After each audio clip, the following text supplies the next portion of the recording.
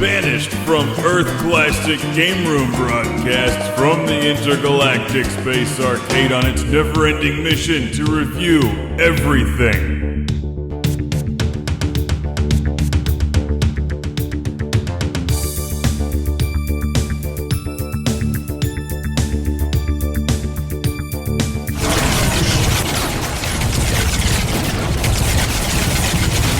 Welcome to Classic Game Room for the review of Crysis 3 here on Sequel Week, where you play as Legolas wearing a nanosuit fighting aliens in the Hunger Games. You gotta love a game where your most powerful weapon is a bow and arrow.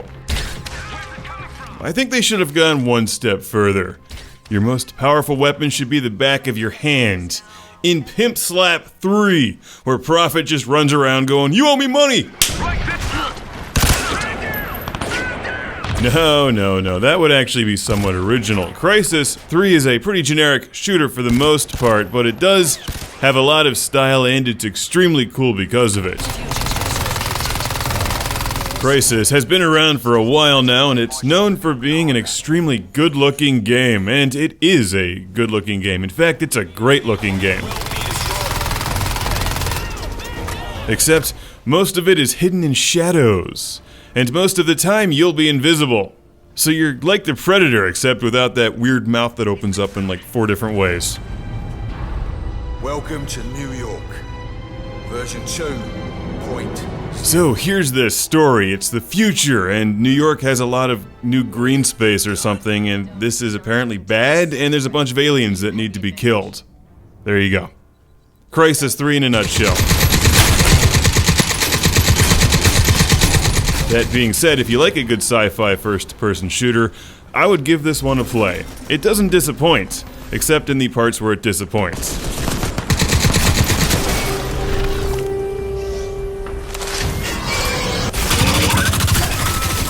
And what parts are those? Well, you will come to welcome any alien or enemy that actually knocks you down, because in Crysis 3, you're so powerful that you're basically playing the entire game in God mode.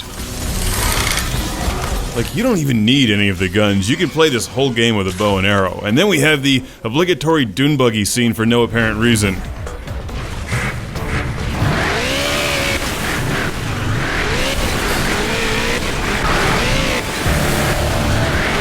Well, that was fun. Let's go back to shooting people with a bow and arrow.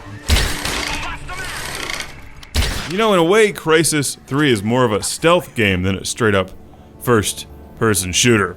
Because not only do you have invisibility, but you can also pick out all of your enemies from a distance, hack gun turrets so the guns turn on them, and just basically shoot them from a half-mile away. It's fun, it has high production values, good sound design, surround sound mixing, and decent music for the genre, but it feels like it could have been more. Like, yeah, you can turn up the difficulty, but it's still pretty much the same. The guns are incredibly powerful, and the enemies are weak and spongy. We need more support!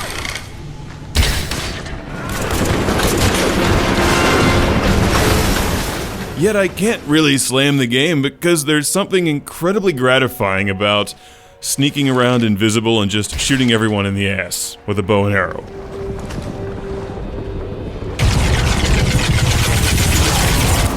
And most of the footage here is chronological as I'm playing my way through the game. And I think what you'll see is that over time I just stopped being sneaky and was like, you know, here I am. Just come get me. You know, I'm not even going to turn invisible anymore. I'm just going to stand out in the open and machine gun all of you. Because really, what are you going to do? I have a nanosuit and you're a bunch of pussies. You'll collect a bunch of upgrades and perks throughout the game which make you even more powerful, and I love that you can change your weapon modifications on the fly. That's actually a really cool feature.